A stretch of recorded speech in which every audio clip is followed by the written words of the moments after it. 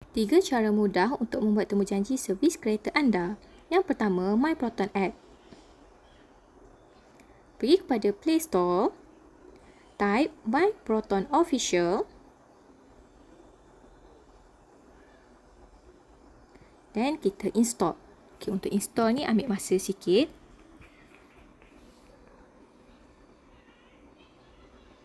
Okay, open. Bila dah siap install nanti, kita akan keluar background biru ni.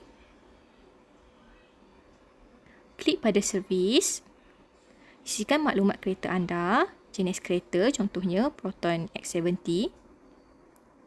State, kita pilih Kelantan bagi customer yang berada di Kelantan.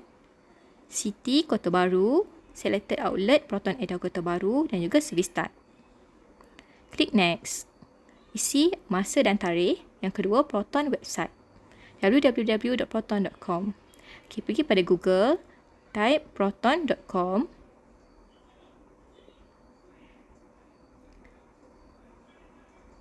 Okay, klik 3 garis di atas. Klik after sales, online service booking.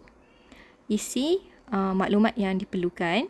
Customer contact detail, service detail, appointment. Dan juga akhir sekali, klik submit. Okay. Dan yang ketiga, boleh hubungi customer service Proton Edo Kota Baru 097435858. Kami memberikan perkhidmatan terbaik buat anda. Bye!